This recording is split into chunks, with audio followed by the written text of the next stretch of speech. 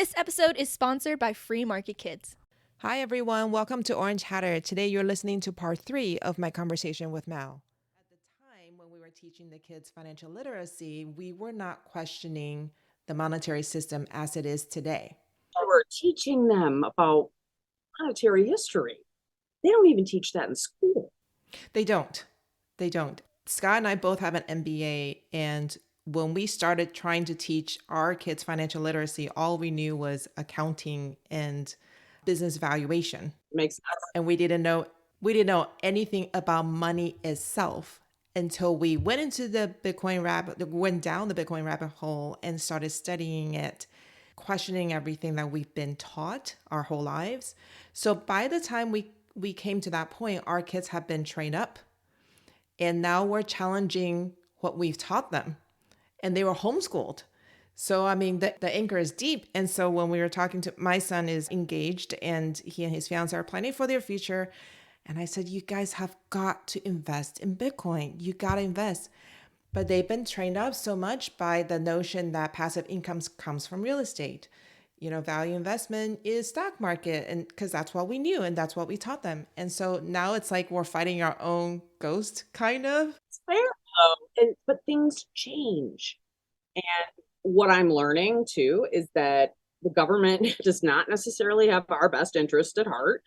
And, there are things that they just do. And I think a lot of us are brought up to believe what we're taught, and that is listen to your elders, you listen to your politicians, what they say is true, they wouldn't lead you wrong. And now I'm just realizing we're all humans. Humans are flawed. They always will be. We're not set up to work the exact same way all the time. And so when you look at flawed humans and then you think about them being your politicians, sometimes people are in it for themselves. They're definitely not in it to teach you anything.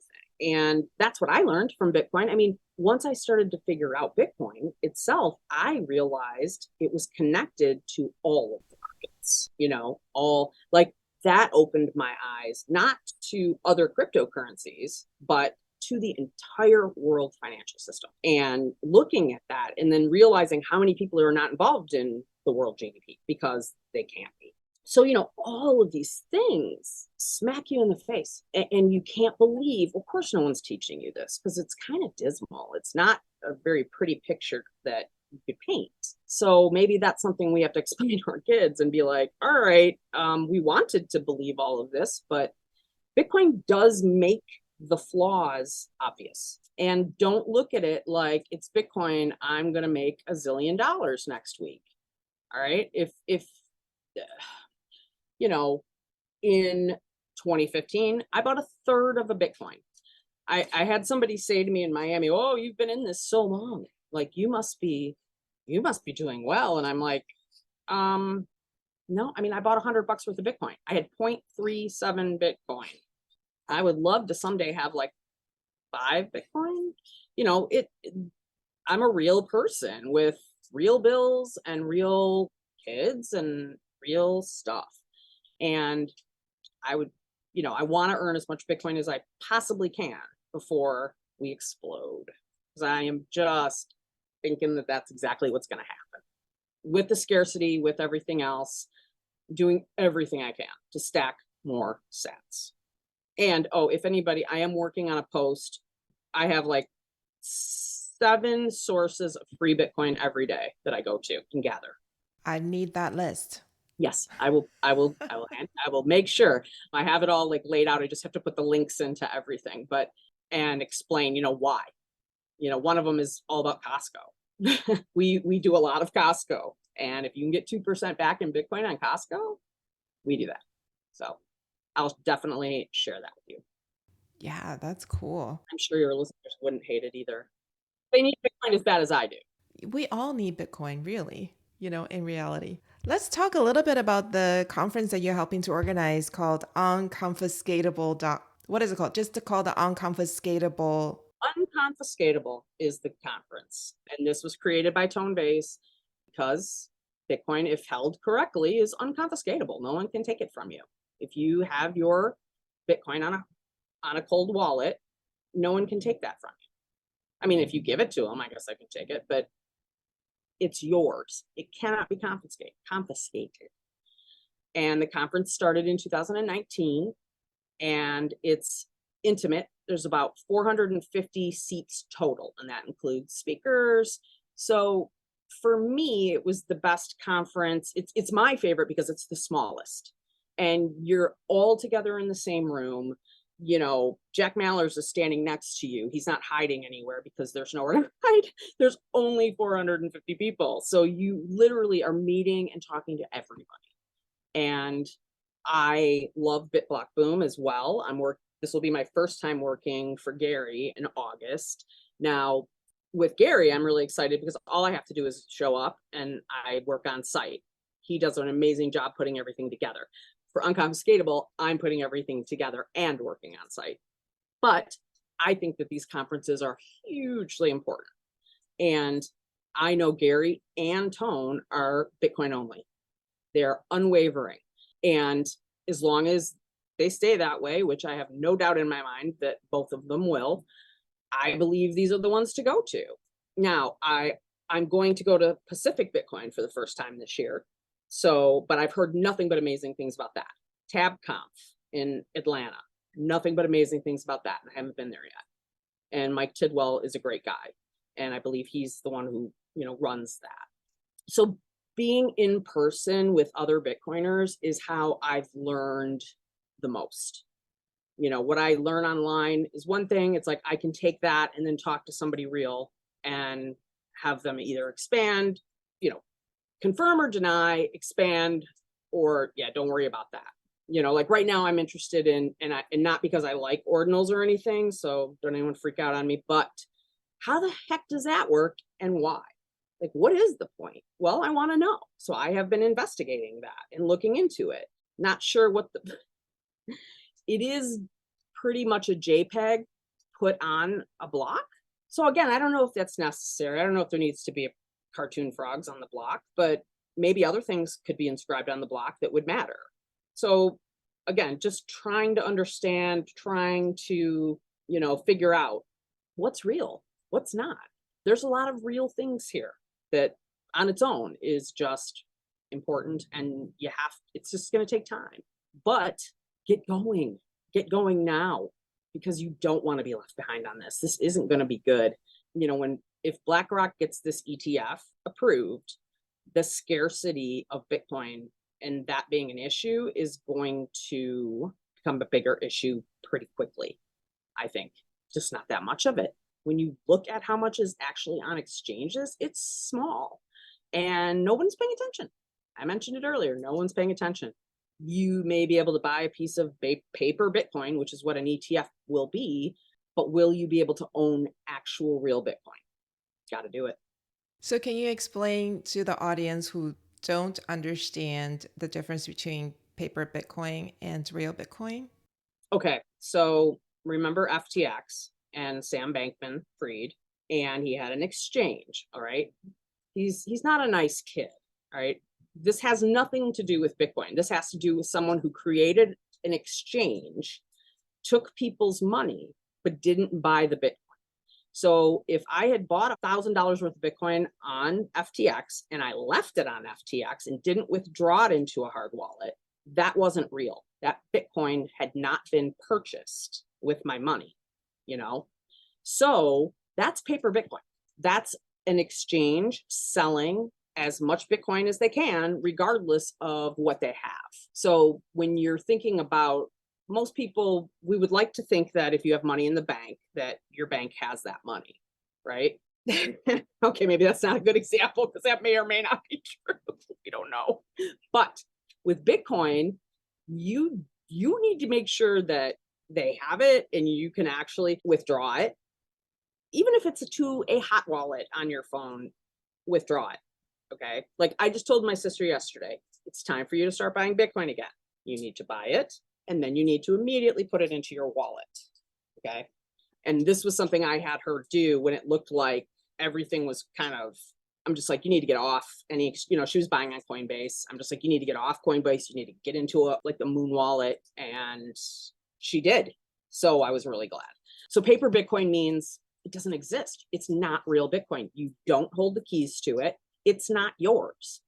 Bitcoin that you own and you have the keys to will end up being worth more than paper Bitcoin.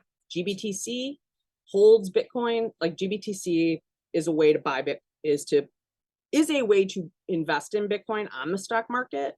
But again, they may have Bitcoin to back that up, but you can't cash that out for Bitcoin. You can only cash it out for fiat if you make a profit. So buying real Bitcoin that you can buy and move into a wallet, that's what you need to do. Paper Bitcoin means you don't actually own it. It's almost like you have a claim to it, just like when you put money into the bank, you have a claim to the money, but it's actually no longer there. Right, right. So, but in the case of SBF, he just took the money. He just took the money, and if it said, if you try, it just said you had that much Bitcoin in there. But unless you did try to take it out, apparently, if you did try to take it out, they gave it to you. But if you didn't, it's gone now. But see, it's not really gone because it never existed. They were just paying you. If it rose in price, you would get a little more, and that's paper Bitcoin. An ETF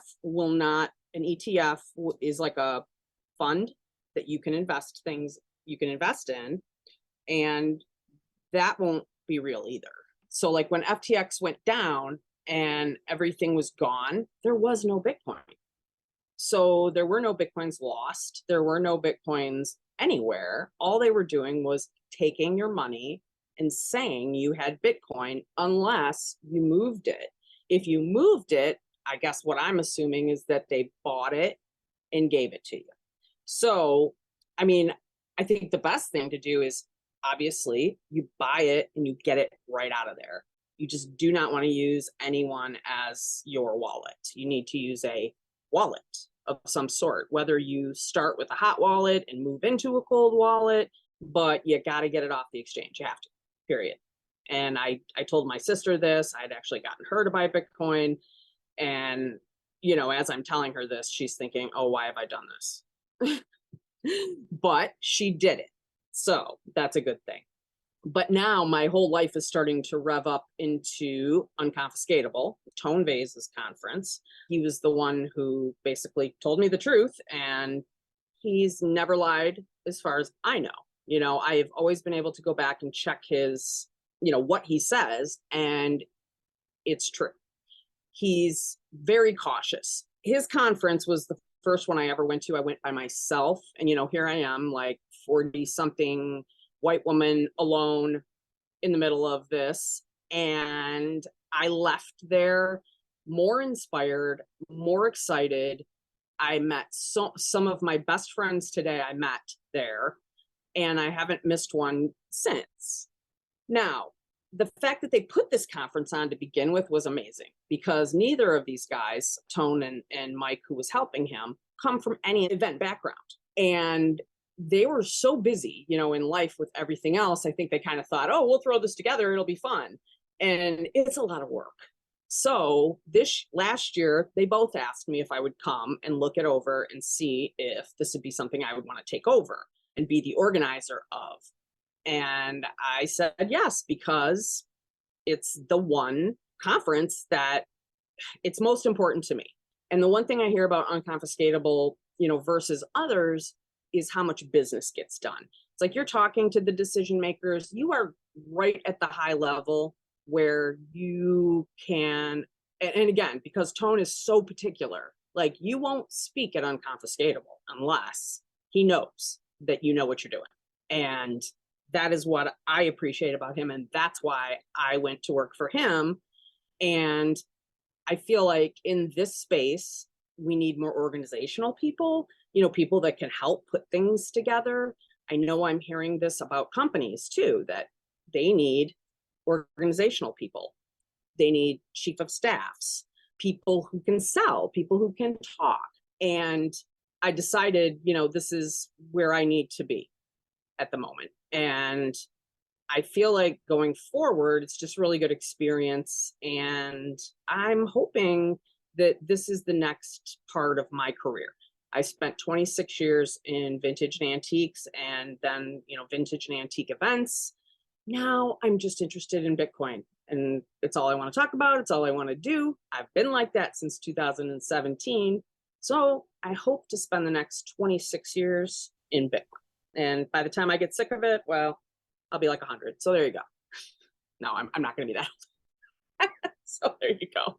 So, how do people find out about Unconfiscatable? Unconfiscatable.com. And you can also look me up on Twitter. I'm girls_Bitcoin or Tone Vays. You'll find it there too. Sounds good. Any last recommendations for women who are still sitting on the fence? Well, I think the organizational thing is big. And if you're a woman who has a big mouth like me, and you can speak to others and you can actually understand the Bitcoin lingo and such, I think there's going to be a need for that in the space. And it's time to start, because if they don't get it or understand that they need that, there are businesses that are already falling apart from it. You know, tech guys may not always be business owners. It's just two different things. So I think that is something that the women in the space are going to probably have that some of the tech guys will not. So I think there's a niche there for us. Wonderful. Thank you so much for joining us today. Thank you for sharing all your stories and your insights. We'll hopefully come back around and talk to you again after Unconfiscatable and hear some more really cool stories from you. I would love that. Thanks for having me. Thanks for joining us today and learning with us today. If the discussion with our guest resonated with you and you would like to dive deeper into the world of Bitcoin, don't miss out on joining the Orange Hatter Women's Reading Club. The meetup link is in the show notes. Also, if there are women in your life whom you think would both enjoy and benefit from learning more about Bitcoin, please share Orange Hatter with them. Until next time, bye!